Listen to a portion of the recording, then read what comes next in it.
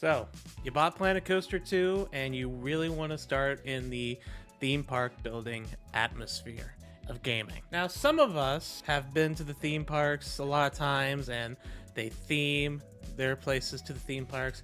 Others just put down roller coasters and coaster blueprints and call it a day. I'm not here to talk about the masters and the experts. I'm more into the advanced category, and that's something that maybe you want to get into. So, that is why I am here with this particular video. What is up, YouTube? It is Envy, and I hope all is well on your end. And today, I'm going to show you some 5 tips and tricks on how you can become from beginner to advanced in Planet Coaster 2. And if you do like the video, hit the like button and do not forget to subscribe for more Planet Coaster and all things gaming. Let's get into the video. My first tip is to look online for references. Now, in Planet Coaster 2, we have dozens of roller coasters from all sorts of manufacturers, from B&M, Intamin, Mack, Gerstlauer, and many, many more. So, if you see a roller coaster that you see in Planet Coaster 2, you're more likely have seen that type of model of roller coaster in other parks. For the example of this video, I think it would be best if we take a look at the coaster that came into Planet Coaster 2, the B&M Surf Coaster. Now there's only one that exists and it's a prototype, and that is called Pipeline. It's at SeaWorld Orlando. It's the only B&M surf coaster that ever exists in the world, so there's not a lot of references that you can base the ride off of. So here's what I did. I looked up B&M surf coaster. As you can see, I have a whole bunch of images from Google, so there's a lot of references that you can base your elements on.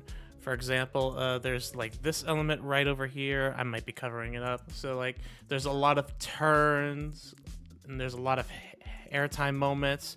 The B&M surf coasters have definitely leaned towards the airtime moments. There isn't a version on Pipeline, but there's only just one. I think just added for more of the thrill factor. So the B&M Surf Coaster, it is an airtime machine, and it only just has the one version because the stand-up coasters, they were not necessarily the best types of rides. They would mainly focus on the inversions, and that was not really good. So, but the Surf Coaster is a great version of the stand-up coaster, mainly focuses on the airtime and the turns. So use that as a reference if you want to make not only a good ride, but a great ride. One of the best examples I can get of this particular model is my own creation, which is Shaka, my B&M surf coaster over at Paradise Bay, my first Planet Coaster park. It was the second coaster I ever built, but I just had a really good time of making a surf coaster and really just enjoyed the theme. And I think that going forward, I'm going to be adding another surf coaster, or the Planet Coaster's case, wave coaster, into my next park. So I'm really excited that I get to bring this particular coaster into my future parks. My second tip is that you should add music to your lands and your parks. Why do you think that Disney and Universal adds music to their parks? They add it to their Main Street USA. They add it to their Wizarding Worlds. They want you to be in that environment. And luckily for us, Frontier has an amazing music department. So you have hundreds of options when it comes down to music to incorporate the type of music into your land, whether it be the themes that they choose or the themes that you want. Because not only do we have the new themes in Planet Coaster 2, but we have music from Planet Coaster 1 in the game as well. Alright, so I'm in the game right now, and I just put down a speaker. I encourage you guys to take like 10-15 minutes of your time just to look through the music options that Planet Coaster has given you. So if we go on over here, we go to music style. You have music style, you can go from all, you could just sort out your stuff. You can go down to Planet Coaster, and you have stuff like this. You got like First Flight, which sounds like very angelic and amazing. or you go down and you head on over to, let's head on over to resorts. And if you want to be in that tropical style, we can just play Coastal Journey, and then all of a sudden you are in like a very tropical beach environment. Or you want to do something a little more like traditional with the amusement parks and just play like pop music. There's a whole list of Planco style of songs. I think this is probably one of my favorites though.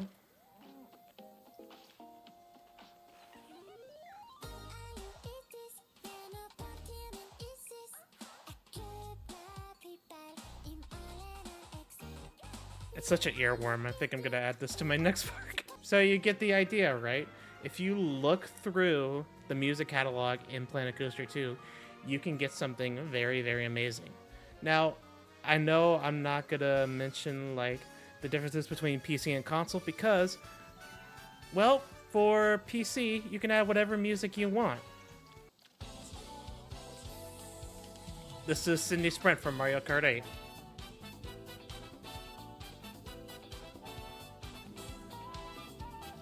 So like I said, take 10-15 minutes out of your time just to go through the Planet Coaster 2 soundtrack. You will not regret it. My third tip would be to cover up your stations / ride platforms. In the majority of roller coasters and rides, they're always covered up with a roof as well as some pillars around the station, just so that the guest does not have to stand in the sun. For this example, I am going to put a station cover over this Vekoma family coaster. In a few minutes, I'm going to show you how this boring old station can turn into something that, even for an amusement park, can look really grand. Just give me a few minutes, and I am going to get to work. The next day. After a number of trial and error, we finally have a pretty presentable coaster station for your average amusement park. With the brick walls and the wooden structure, we have made this Vekoma family coaster a beautiful station for advanced builders. And it even comes with lights, so that way you can board the train safely at night. This is probably the most average station I have ever made here on Planet Coaster 2, but you gotta keep it simple, and it actually does work. If you guys do want the blueprint for this station, feel free to let me know down in the comments below, and I'll put the code for it down in the description. Now that we head on over to tip number 4, if you're liking the video so far, do not forget to hit the like button and subscribe for more Planet Coaster and all things gaming. That's just your reminder. Anyway, the 4th tip is that you should always have entrance signs to your rides. It's probably one of the simplest things that any sort of park would want for their rides, and there's like a few ways that you guys can incorporate this, and I'm going to show you guys in my park, Paradise Bay. The first one is probably like my most used one, and that is the idea of just having a sign above the ride marquee. So we do have this sign right over here. Now, just for the record, that this sign is actually using the movable text signs. So there's 2 of them. For the Jagged Compass, we have the Jagged as one, and then Compass as another text sign. And then we used a resort sign. We scaled it up with the resizing or the scaling tool. I think that's what it's called, right? Advanced scale, yeah. We have it all the way up to 300. And then if we just do that, you can make it bigger and add more text, because you're very limited on how much text that you can have in the text sign, the editable text sign. So just keep that in mind. You don't have to type in everything on the sign, so like, because it's not going to be able to fit. So if I do this, for example, that's pretty much all I can fit, but not here, sadly. The second version of the particular signs that you can have are just signs that are in eye view of the guests and have this like big marquee style like on the side, not necessarily the ride entrance itself. But as you can see from my Surf Coaster Shaka, we just put it like right here in the middle, and the guest can either go left or right, and they'll be able to enter the ride queue from the other side. So you don't have to put it overhead of the guests, as long as they know that this is where the entrance to the ride is. And if you walk on over, you can go on in. It also helps out if you ever want to spotlight your own parks and get into the spotlighting community of Planet Coaster, because your guests are going to be your visitors from the Frontier Workshop. They're going to be walking around in the first person cam, and they're going to see the ride sign. They're going to be like, oh, this is the entrance of the surf coaster.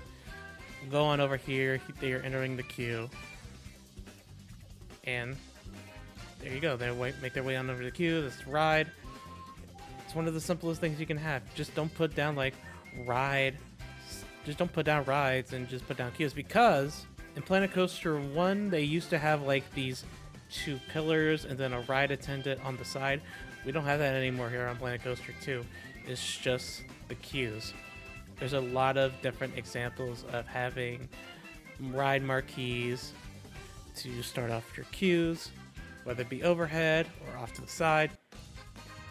Do what you can, but if you ever want to show off your creations and put them in the workshop, it's always good to have not only ride signs, but names for your rides. And my 5th and final tip is to add a second train and block brakes to your coasters.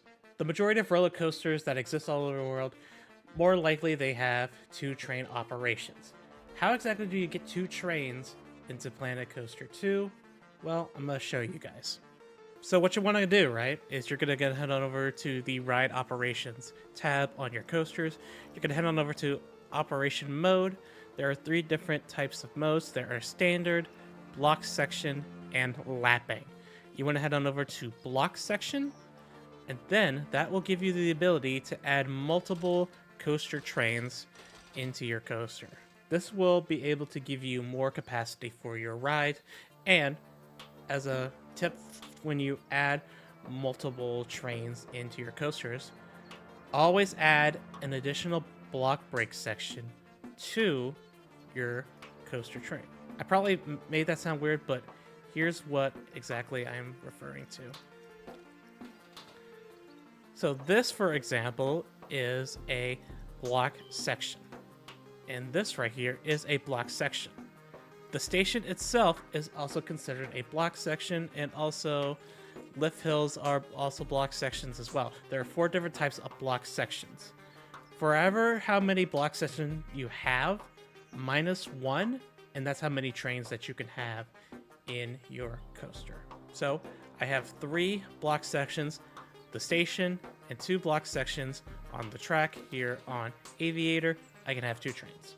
This will overall help out with capacity, so you can crank out trains and your guests will not have to wait that long in line.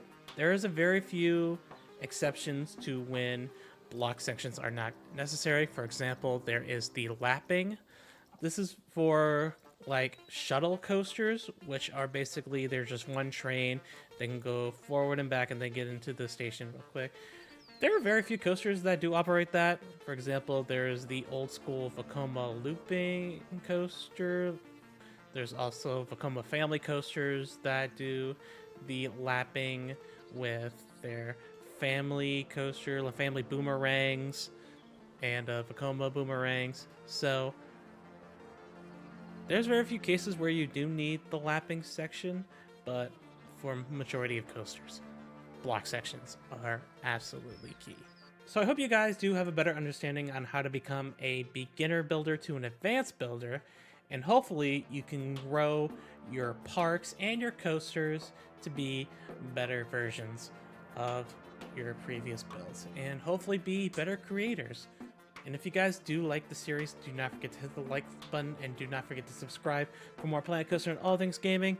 And until then, guys, I am out of here.